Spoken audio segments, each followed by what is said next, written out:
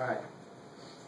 My first speech I'm going to talk to you all about today is an inspirational speech. It's about my grandfather, Morris Speck. There are certain individuals that are part of a person's life whose actions, words, or beliefs create such an impact that it affects others simply by being around them. My grandfather influenced me more than he ever knew.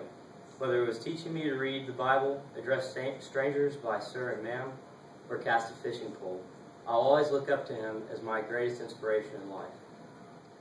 My grandfather was a very strong Christian. He was a humble servant who always enjoyed helping others just out of the kindness of his heart. He enjoyed fellowship with others. He would go to the county jail just to witness to inmates and to give them Bibles and reading material. My grandfather also served in the U.S. Navy as a fighter pilot from World War II through the Korean War and into the Vietnam conflict before he retired as a lieutenant commander. Needless to say, his military bearing and discipline stayed with him for the rest of his life. He was very disciplined. He taught me respect, to take off my hat indoors, to always answer yes and no ma'am when talking to people older than myself, and self-discipline. He'd always teach me about keeping things in its own place and keeping things neat and tidy, as well as making my bed and things like that. My grandfather and I shared a love for the outdoors. To this day, I hate being cooped up indoors if it's a pretty day outside. He taught me it's about the simple things in life. We always go fishing in the springtime when the crappie and bass were spawning. He was one of the best golfers that I ever knew as well. He played almost every weekend up into his late 70s.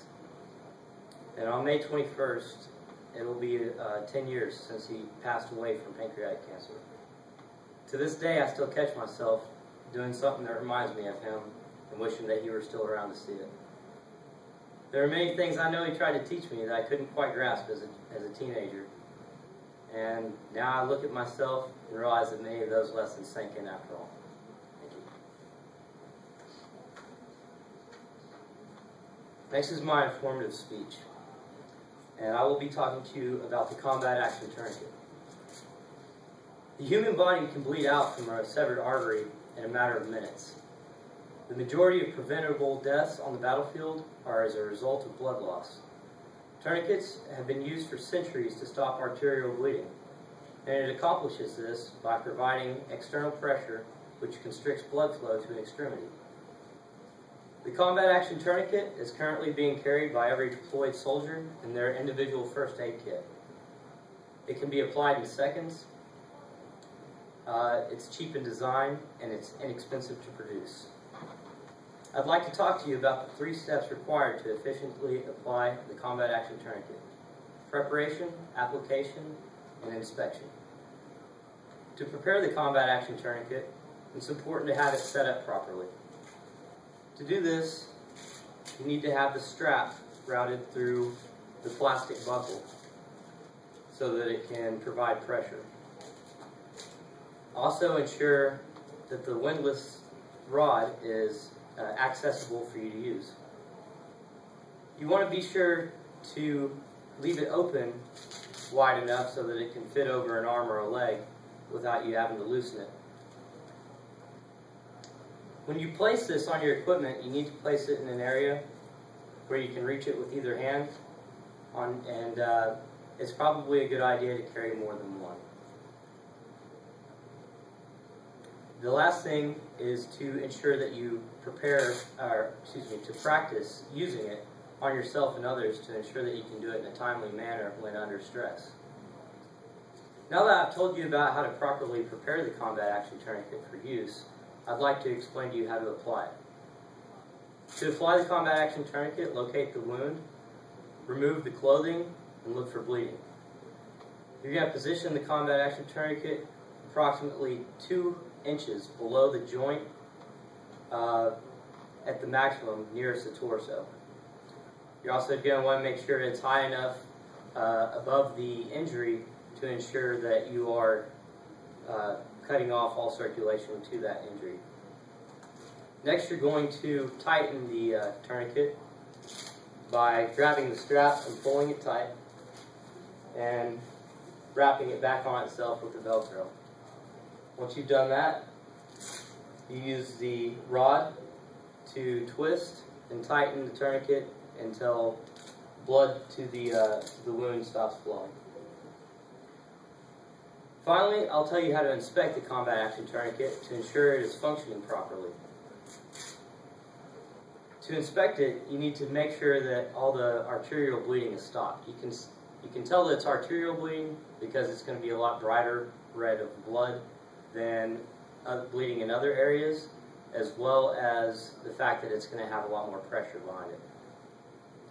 You need to also make sure that the windlass rod is properly retained with the Velcro band to ensure that it's not going to slip out and come loose.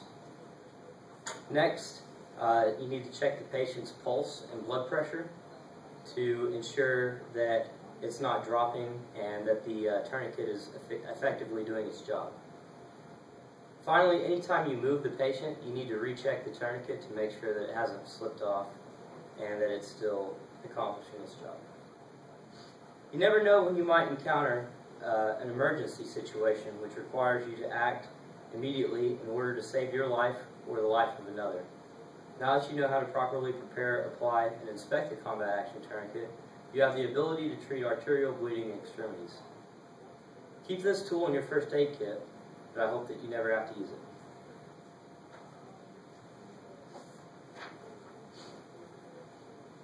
Finally, my persuasive speech is to persuade my audience to become a member of the National Rifle Association.